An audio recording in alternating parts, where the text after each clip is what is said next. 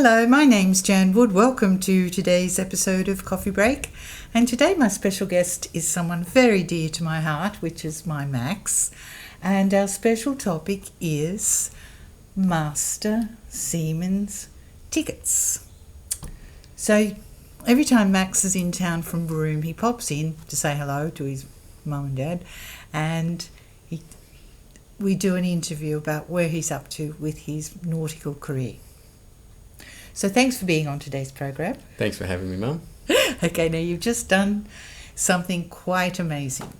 I just, in Fremantle, passed the last stage of my Master 4, which is master of a 35-metre boat up to 200 nautical miles from the coast. Okay, so your dream is to be a harbour master. And to be a harbour master, you have to be Master Seaman 1. So 1 is the highest you can go. Where do you start?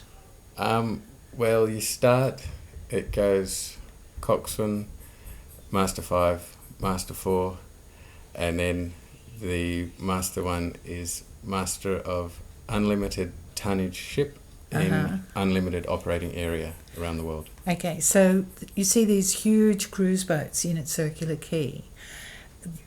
Would the captain be a Master 1? Yeah, the captain and the chief mates. Now, what about if you were a tugboat pilot? Master 4 for the big tugs in Sydney Harbour. So you are now qualified to drive a tug. What else? Well, Master 4 is the Manly ferry as well, because it also can be the captain of a vessel less than 80 metres inshore. Okay, so inshore means close to the coast? Yeah. Okay, so if you were doing international shipping routes, like with a big container ship, would that be Master 1? Yeah, that's Master 1, yep. And Master 3 is a deck watchkeeper on any size vessel in any operational area. Okay, so currently you are working in the Kimberley Ranges on a cruise boat. Yeah. Okay, so can you tell us a little bit about that, please? Okay, I just finished a 6-week swing on the cruise boat, and it's a really enjoyable job. It's a 63-metre cruise boat. And in my last swing was full of action, and I got on in Alatau in PNG. Yep. And we cruised through the Solomon Islands. Yep. And through Vanuatu, and then to New Caledonia, and that was a 13-day cruise. And on that cruise is it's exceptional because we only do that cruise once on the way to New Zealand and once on the way back. And our stops are not touristic because they know that we're coming, but we only go to these places twice a year. So we're dropping in on these little island villages and really getting a good taste of what their life's like. This is some footage I've got from my last swing. That's the tender. It's got twin 250 horsepower outboards, and it can take 80 people. So it can take all the guests at once. And one part of my job is driving that tender. And it gets lowered in from the platform. And I'm lucky on this day we're going to Tanna Island volcano, and if you're not rostered on to work, then you can go on excursions.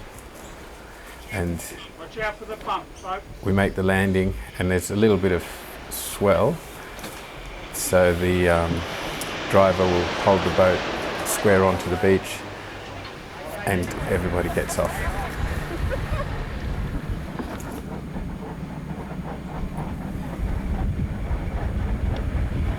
And this was the best fun, bouncing up to the top of the volcano, and of course the driving at 100 miles an hour.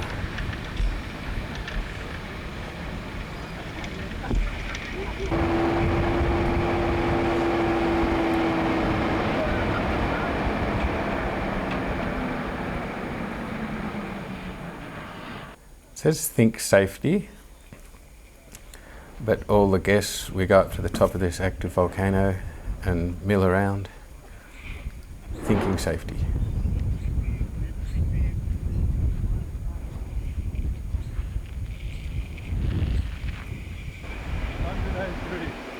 A few years ago, some Japanese tourists got hit by lava and killed.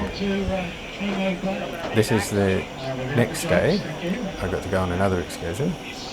This bay now sees very large ships coming in, and they are going to be jetty over there, where they can land. And this is at Pentecost Island in Vanuatu. We'll be going ashore at the beach, so it's much easier.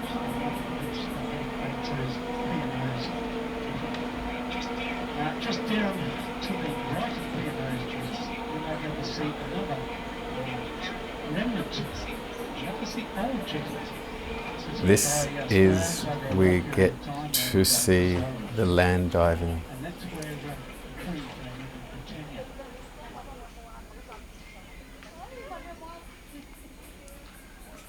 This is one of the most full-on things I've ever seen. That's their structure that they make, and there's all different levels to dive from.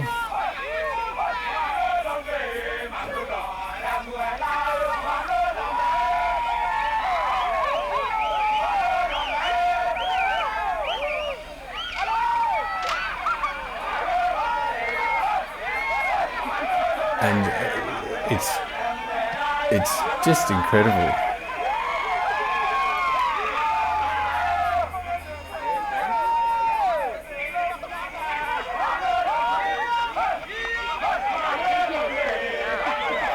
The crew that were on the excursion and all the guests are just shocked. Each time they land, they get up and it's like they've ripped muscles in their stomach or their legs.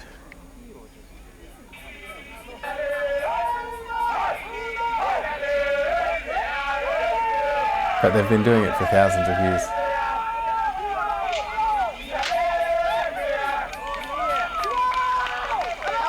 And this is what I mean, it's this type of excursion that we do on the cruise boat, it's not very commercialised.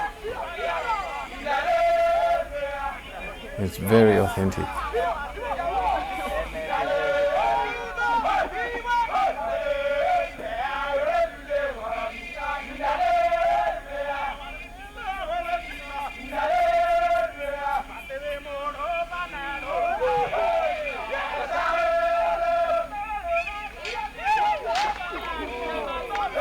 The structure and the vine give way and stretch and soften it a little bit, and then they spring back just before they've got it measured out perfectly.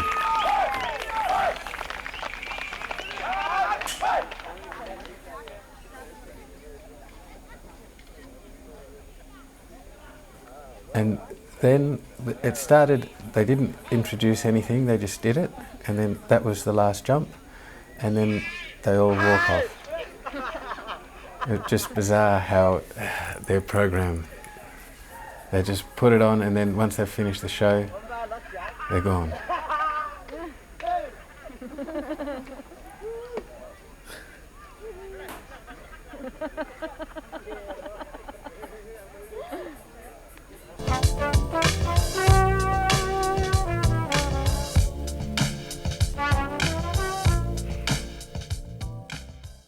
And their lives are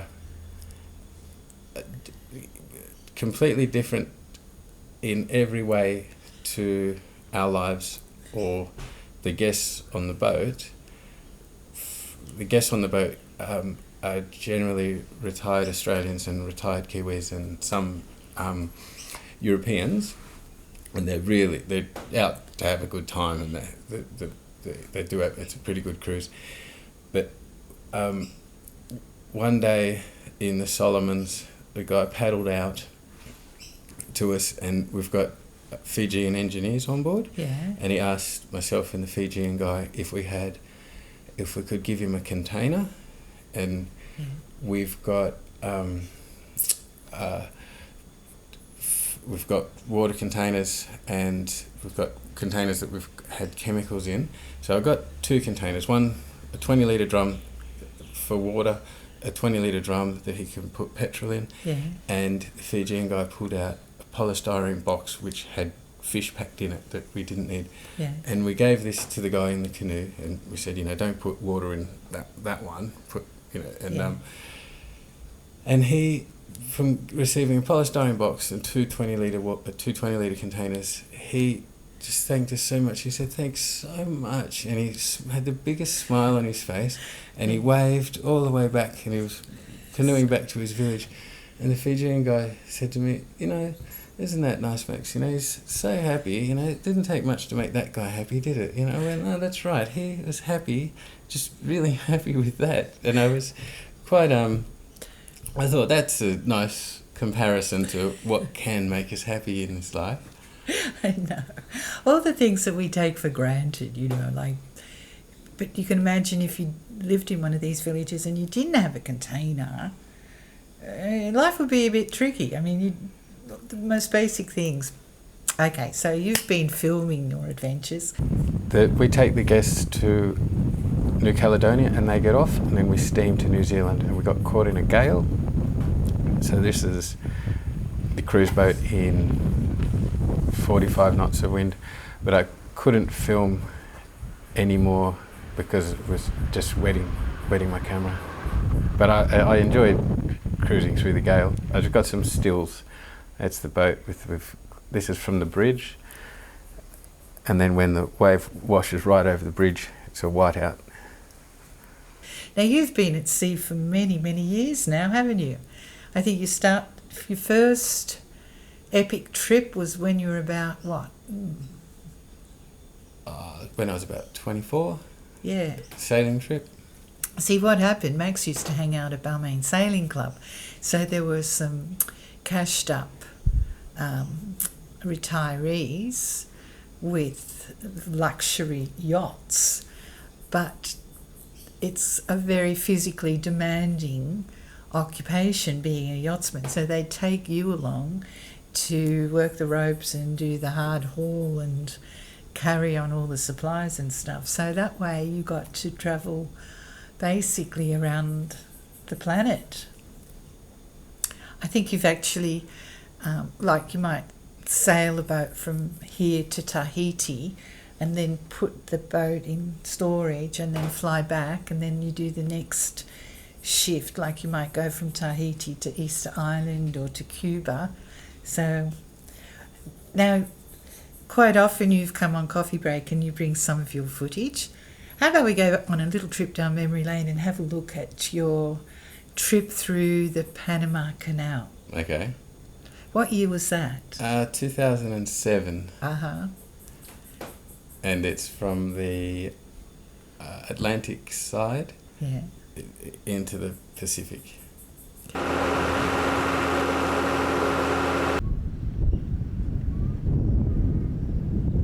I'm just up the top of the mast fixing up the light, and then tomorrow afternoon we go through the canal.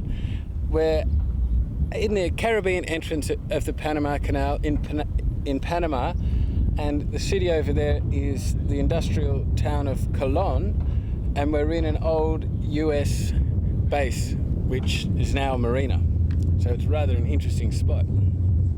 And there's heaps of ships out there, and there's jungle behind us. This is the entrance, and there's absolutely no mucking about. You're raft up with another yacht, and this is the first locks closing. And as soon as it closes, they start letting water in from the lake at the top. and it fills up pretty quick. It probably takes about 10 minutes to raise the boat 10 metres, and that's all the swirling around, and you've got to keep taking up on the lines as the boat's raising. And then this is at the top, and that's the cargo boat ahead of us, which puts its engine on and throttles ahead and makes more turbulence, which is exciting again. And our yacht Unada and the other boat, which was called the Shark, rafted together, follow that boat. And the guy at the front is the line handler who we paid. And there's absolutely no room for error when you're a tiny little boat going through this massive thing. Like, you can't drop your line and go into the propeller or something like that, or if you lose your line, your boat can end up smashed up against the side. And the line handler said that's happened to a few boats. And that's the traffic coming on the other direction towards Colon. And it all just happens really fast, and it's really chaotic.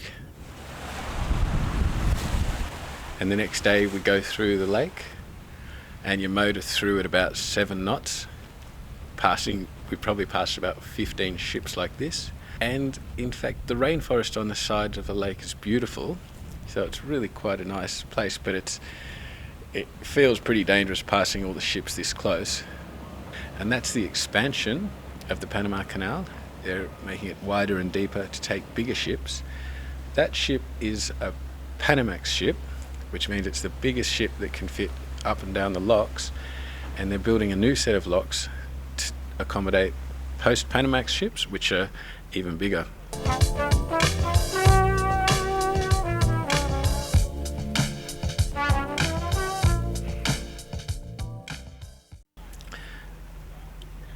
And that's the original cuts that they made through the mountains.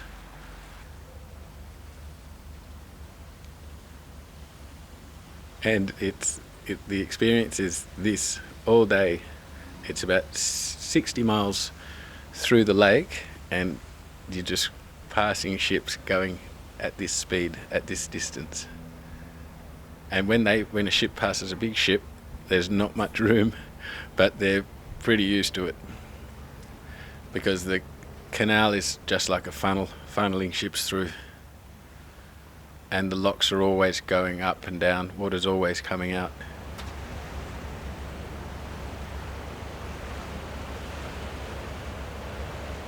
And the new locks it's an $8 billion project, and it'll take the new ships that are which have 5,000 containers on them. They're just massive.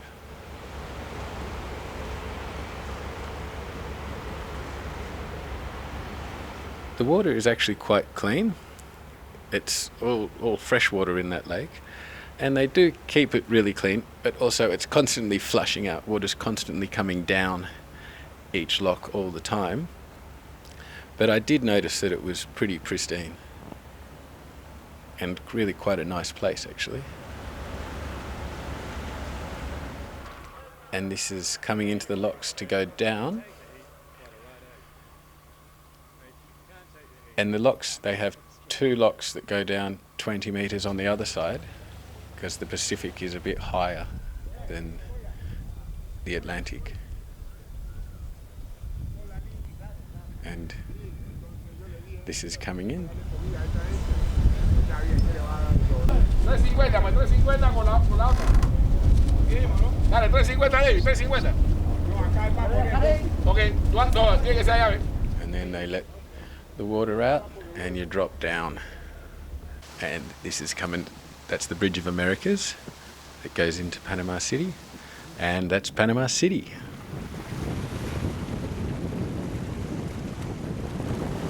Now that was when you did your Cuba trip. You came back and you showed us all your near-death experiences in Cuba. This one is... What happened? Well, in Cuba you can pay the proper money to the government and get the government taxi or the government bus, or you can arrange a deal with the local under the counter and you should probably go government. But under the counter, and we got out on the way to Trinidad to Cuba, and he broke down because I could smell his melting the engine on the little Daihatsu car, and then he couldn't be seen with tourists and not the right paperwork, not the right government paperwork, because I think he can go to jail for that. So then he was ringing up other people and getting him to tow him because he wanted to complete the journey for myself and the 2 French tourists so that we didn't complain about him. And so we got 7 different tows all the way to Trinidad, to Cuba. So this is it. Quite often I say to people, there is a thing called false economy. You just save money. You did this. Anyway. Another thing in Cuba in 2007, and probably still today, you can put your card into the ATM machine, press your numbers, press the amount, and it says your transaction's being processed. Your transaction is complete. Please take your card. Please take your money. And there's no money coming out. There's just money gets taken out of your account, but no cash comes out of the ATM. Oh dear. And on my last swing that I just did was a different. Once a year, it heads to New Zealand on the cruise boat, and it does a refit, and it gets the survey done, and it goes to Whangarei, which the reason it goes to Whangarei is because it have A1 shipwrights, and the cost is less than in Australia for the whole refit, and the Lloyd's surveyor, they're all around the world, but there's one in Auckland, and he comes up to Whangarei. Whangarei's 2 hours drive north of Auckland. So we did the 10-year survey. And we got to Whangarei, and here's my time lapse of going up the slipway in Whangarei. On high tide, we started at 4 in the morning, and then the OD comes right up. That's it. And then that's it when they've took the shafts out and inspected it. And then we went to New Zealand, and that's when I got off in New Zealand.